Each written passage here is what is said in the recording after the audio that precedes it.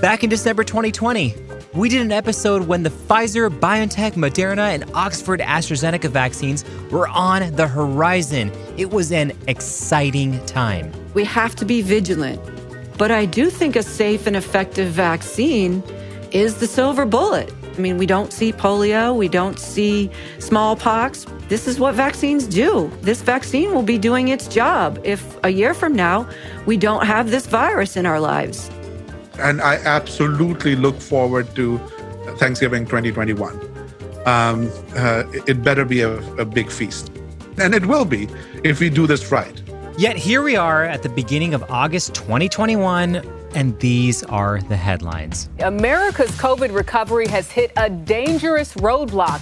The United States topping 100,000 new coronavirus cases just Friday, a stunning fourth wave. Hospital admissions surging to more than 6,000 a day, the highest number of patients since February. Dr. Anthony Fauci warned this latest surge, driven by the Delta variant, will get worse. Remember when we were just dreaming about getting vaccines for COVID-19? Well, they're here, and surprise, the pandemic still is as well. We've got the emergence of new variants of the virus, and infections continue to spread across most of the world. In the meantime, people have questions. Can the vaccines handle the new variants? And wait, do we need booster shots? And there are still a lot of folks who wonder, are the vaccines safe? Today, we'll get you answers and talk about just what it'll take to get to the other side of this pandemic. This is Nova Now, where we give you the shot of science behind the headlines. I'm Alok Patel.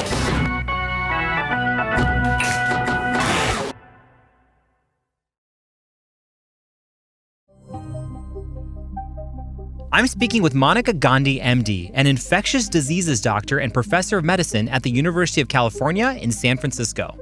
I want to get into all the positive news about vaccines and then a little bit of a reality check.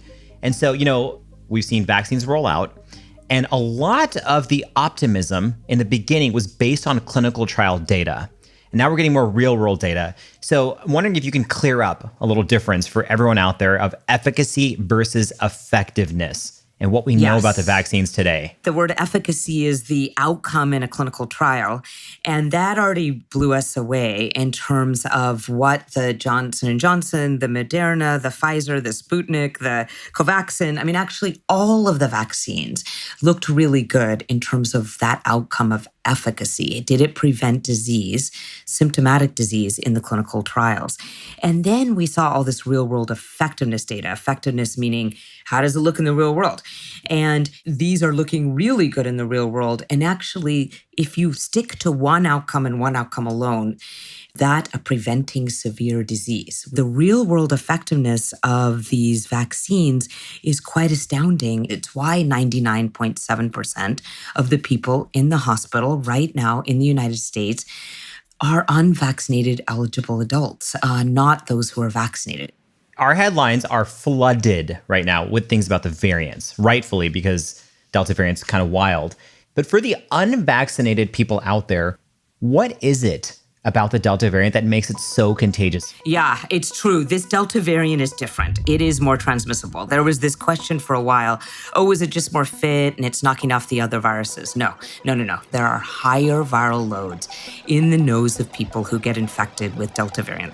And then really their mechanism of action is they think it replicates faster. It's basically shortened the period of incubation. So you get higher viral loads in your nose. So if any unvaccinated eligible adult is walking around, they are susceptible to any variant that is more transmissible, that has a higher viral load.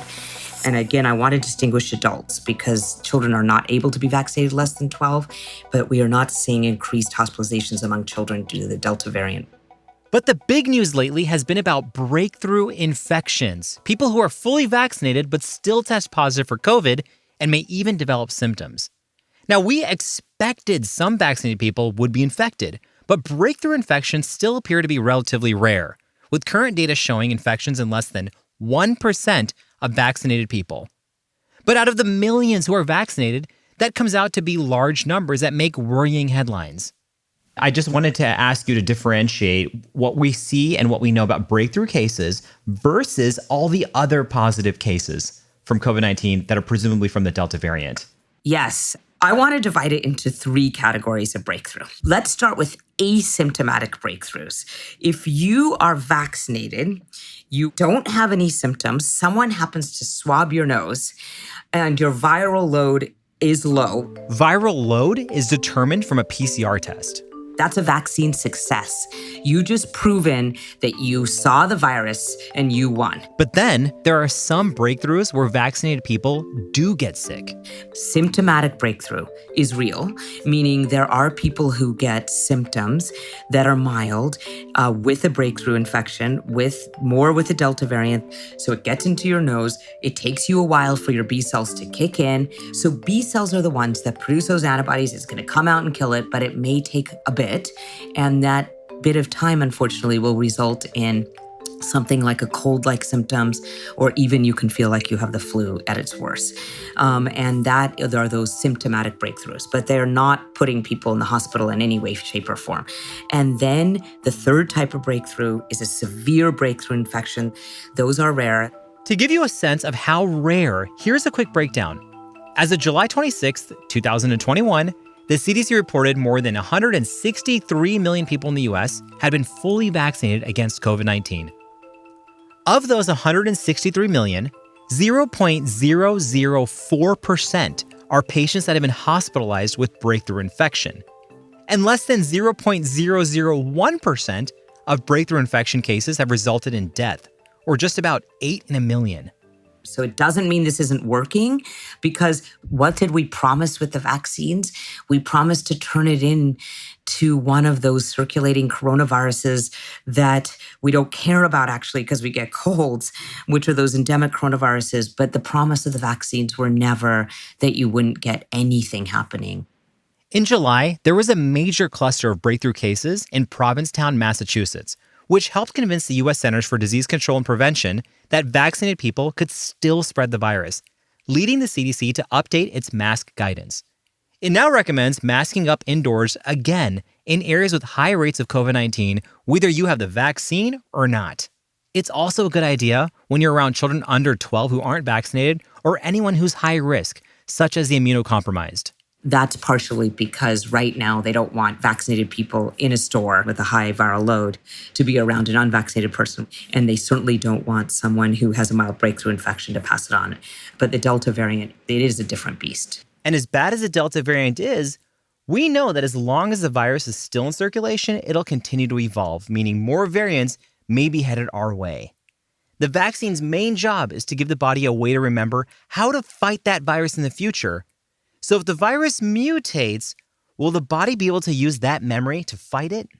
Is there any scientific proof that we could see a variant that is able to withstand our vaccines? Okay, so I have 2 very optimistic ways to explain why I do not think that we're going to get a variant that's going to evade our vaccines. The 2 arms of the immune system, they are called B cells and T cells. So B cells are the ones that produce antibodies. And your antibodies over time to anything, a vaccine or a natural infection, are going to go down in your bloodstream over time. If they didn't, your bloodstream would be so thick you couldn't move. So all those proteins are going to go down, but it's the memory B cells. Those cells can actually keep a template and adapt the antibodies they produce to changes in the virus. That should thwart future lookalike variants. Those are the blueprint that will produce new antibodies if you need them in the future. We know these vaccines produce memory B cells. There was another study from Oregon Health Sciences University that showed that if you see a variant in the future, that blueprint of those memory B cells are just going to come out and produce an antibody that is adaptive towards that variant. They see the Zeta variant in the future, they are going to produce antibodies that are directed against that variant. But they don't store antibodies in their surfaces. They come out and produce the antibodies to exactly what they see. The second reason is T cell immunity. T cells are one type of cell that make part of your immune system. They find and destroy infected cells in your body to prevent infections from spreading. For COVID, the vaccines train the immune system, including T cells, to target a protein specific to this virus, the spike protein. The spike protein is made up of 1,273 amino acids, little building blocks. So mutations of a dozen or so are not likely to make our vaccine ineffective, the spike protein will still look like a wanted criminal to our T cells. I think about a spike protein that is so long, and say the Delta variant or the Epsilon variant or any variant has 12 to 13 mutations across this spike protein. T cells, like think of them as soldiers that march up and line up across the spike protein. If you have 13 mutations, 14 mutations, 20 mutations, you still have T cells that are going to attack that virus if they see the virus in the future. So I am very hopeful. We just got to get through what's going on now. The question of how immunity from vaccines fades over time is still an open area of research. While some of the vaccine companies and manufacturers have been pushing for boosters for this reason, there's no clear data on that yet. But understanding how vaccines empower the immune system gives Gandhi reason to believe healthy people will do fine for quite a while without them. For the majority of people who are immunocompetent, I see zero need for boosters. Because going back to those memory B cells, those memory T cells, if your antibodies wane, which is natural, it's not a glitch of the immune system, it's like a natural adaptive thing that you may have fewer antibodies in your nose because, that's waning, but your memory B cells will happily produce them for you when you need them. So while she thinks this means most people don't need a booster yet, there are data to show that certain people do. There was a very nice paper from Israel that looked at who are getting severe breakthrough infections. And that's the population where you'd want to think about a booster. And that was massively immunocompromised patients, so organ transplant recipients. There was also some elderly patients who had multiple comorbidities, like multiple medical conditions, and then also a group that's emerging as the morbidly obese. And those three populations are the ones that I think the CDC is already considering and will likely recommend boosters for. Okay, so there are variants out there like Delta that are huge threats, and the vaccines can help us handle that threat. So you might be wondering, we've had vaccines now for 8 months. Why are COVID cases still rising? Well, it comes down to this. Having the capacity to do something doesn't necessarily mean you'll do it. After the break, how nations around the world respond to outbreaks of disease like COVID. And unfortunately, this past year and a half has offered a very good example of a lot of things not to do.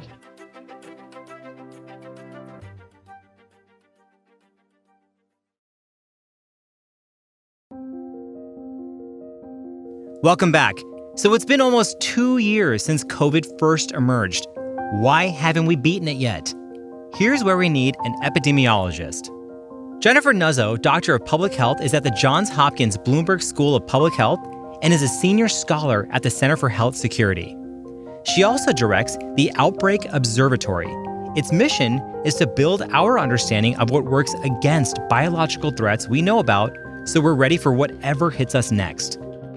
They've studied hepatitis A in the US, Ebola in the Democratic Republic of the Congo, and measles outbreaks in both countries. They've seen how hospitals have been overwhelmed by previous flu seasons, raising concerns about whether we'd be prepared to face something worse.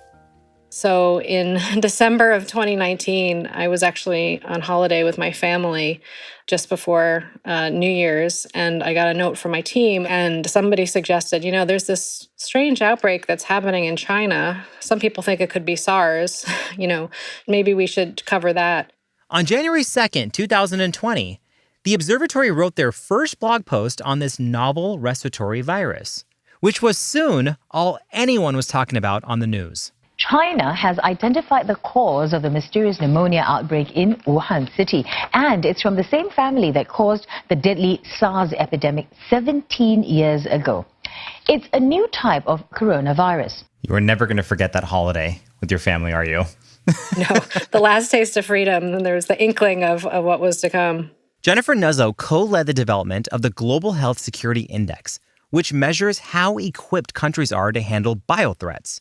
They scored 195 nations, considering numbers of hospitals and laboratories, doctors and nurses, and the strength of viral surveillance systems. They also weigh political, socioeconomic, and environmental risk factors. Just a few months before COVID went global, their report showed that of those 195 nations, no country was ready for a serious pandemic. Some countries, like the United States, the United Kingdom, had more capacities than others, but no country was fully prepared. No country had everything. Were there any countries that did surprise you in terms of either how poorly they responded to the pandemic or how well they did? The United States. One factor in particular has undermined U.S. efforts to deal with COVID from the very beginning, and it continues today. Public confidence in government, which has turned out to be a really critical, arguably cross-cutting factor in our ability to use many of the resources that we have. Our abilities to convince people to go and get tested if they thought that they have COVID-19. Our ability to convince people to take protective actions like wearing masks and avoiding crowded indoor spaces. Our ability to vaccinate people now. Lack of trust in government and the people who are delivering the messages, really kind of takes a stab at all of those things. A lot of us in October, we saw people dying, we saw cities getting shut down, and we sincerely thought the minute a vaccine is approved, Americans will run out and go get the vaccine. Are you or were you surprised at the level of vaccine hesitancy in this country? No, not surprised. I expected there to be hesitancy. As a pediatrician, I've dealt with parents who've declined vaccines for a variety of reasons, including concern over side effects. So yeah, this hesitancy is nothing new. But side effects don't have to be scary. They mean your immune system is working. Actually, these vaccines, the mRNA vaccines and the adenovirus DNA vaccines, which is the Johnson & Johnson, do elicit a very robust immune response. This is Monica Gandhi again. They elicit both antibodies and then importantly, very strong T-cell responses. Remember those T cells that fight infections and help remember past infections? And so having symptoms after a vaccine, like feeling pain at the injection site, fever even, malaise, not feeling great, muscle aches, you are going to have those side effects. That is your body forming a robust and effective immune response. But most of the hesitancy around COVID-19 vaccines has been driven by more than fears of aches and pains.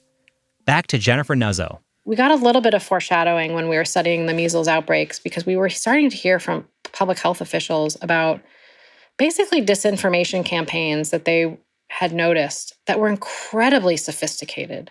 A health department told us about how someone had spoofed their email to make lies look like they were coming from the health department. Really an orchestrated attempt to try to actively discourage people from getting vaccinated. But even with this precedent, the extent of disinformation surrounding COVID shocked Jennifer Nuzzo. Very early in the vaccine rollout, and we heard about a tremendous amount of resistance among healthcare workers to get vaccinated.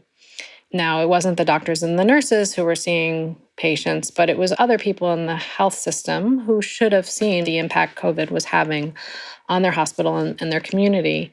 But in many cases, they were resistant to getting vaccinated, in part out of a belief that the virus was a hoax. And so that, to me, that is quite stunning, to have that level of just false belief in places, in populations that you think above all should know, really, struck me as a far bigger problem than we've ever dealt with before.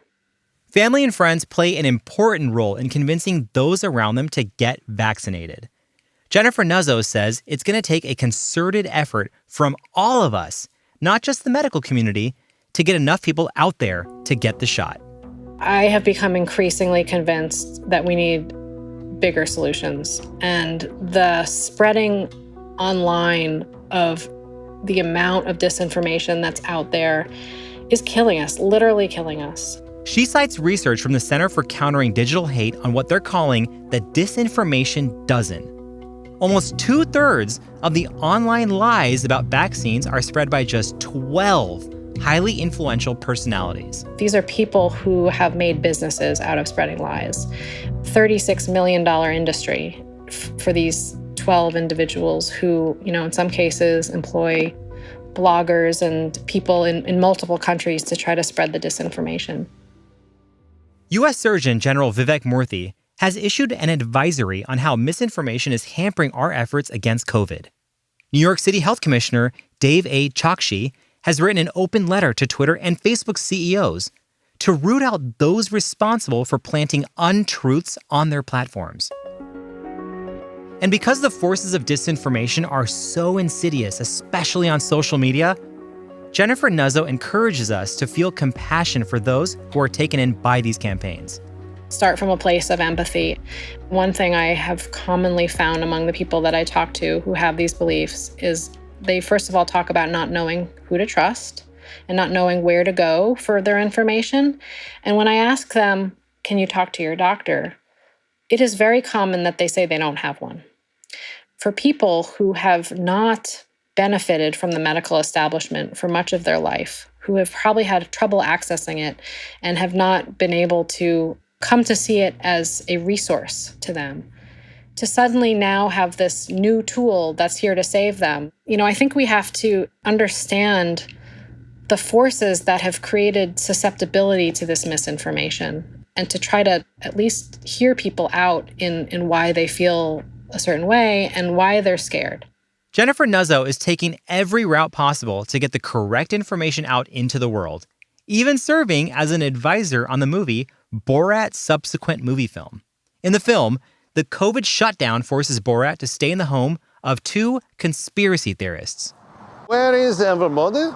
I do not see anybody on the street. Everybody's at home. They're telling them to stay inside so they don't spread this virus. There's a virus? Yes. They're wanting everybody to quarantine.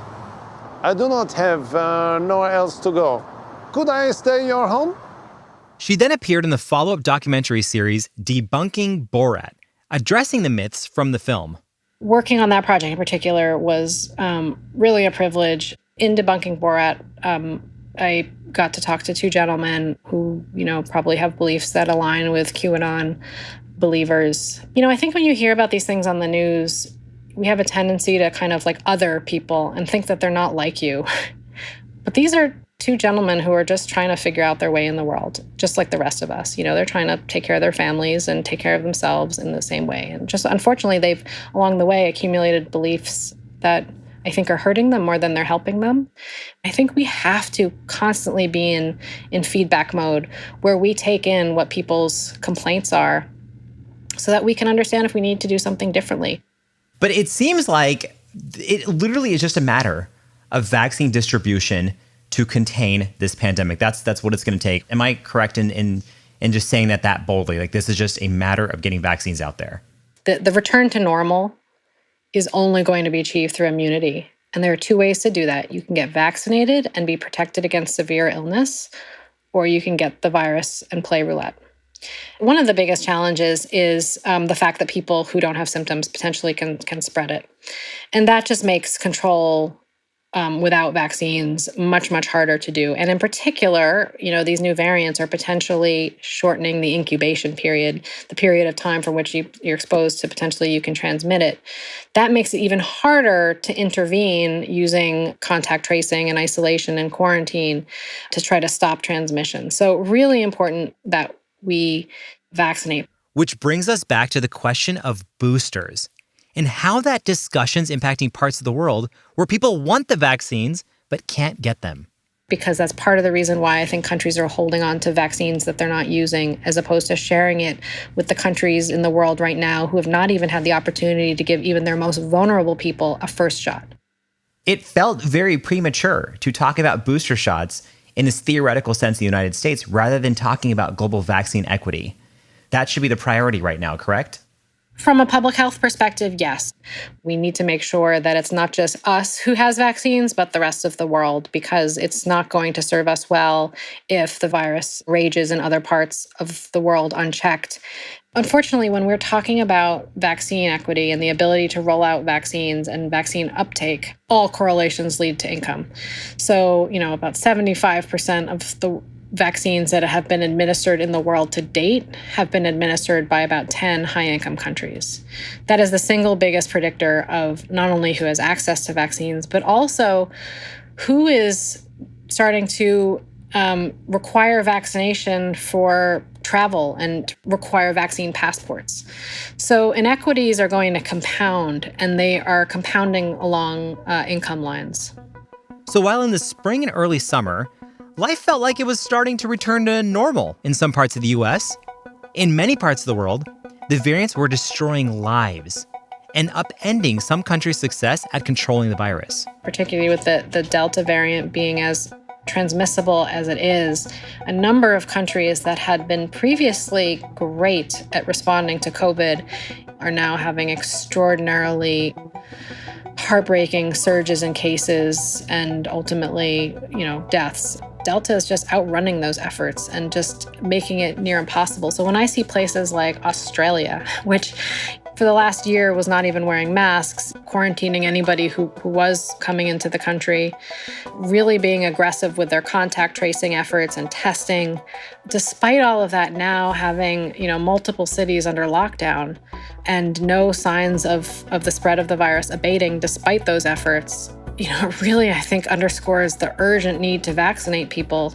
as quickly as possible, particularly the people who are most at risk of dying and to protect the healthcare workers who have the extraordinary levels of exposure. We're not going to move on from this pandemic until we make sure that countries have vaccines to be able to protect their populations. Here's Monica Gandhi again. We have had these vaccines authorized in this country since actually December 14th, 2020.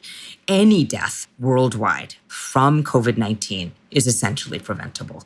And to me, the fact that it's 8 months later and counting, and we haven't gotten all the healthcare workers vaccinated worldwide, vulnerable people who are older, it is so tragic. It is such a moral and ethical failing. I hate the Delta variant.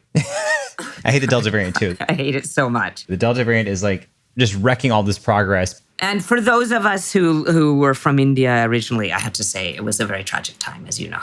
My family was greatly affected, as many of ours were affected in India by it. And it was awful to hear them comment on our vaccine hesitancy.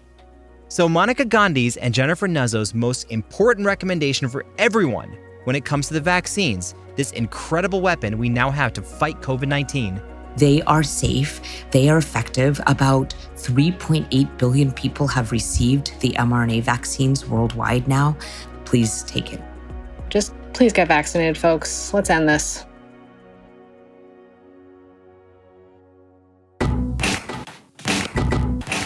Nova Now is a production of GBH and PRX. It's produced by Terence Bernardo, Ari Daniel, Jocelyn Gonzales, Isabel Hibbard, Sandra Lopez-Monsalve, and Rosalind Tordesillas. Julia Cort and Chris Schmidt are the co-executive producers of Nova. Sukee Bennett is senior digital editor. Christina Manan is associate researcher. Robin Kazmer is science editor. Kunal Patel is research intern, and Devin Robbins is managing producer of podcasts at GBH. Our theme music is injected with rhythm thanks to DJ Kid Koala. We'll be back in 2 weeks, and if you haven't been vaccinated yet and you live in the US, you can visit vaccines.gov to access the Vaccine Finder, a handy search tool where you plug in your zip code and find stocked vaccination sites local to you. Anywhere from clinics to pharmacies to churches to supermarkets are all doing their part to help us end this thing.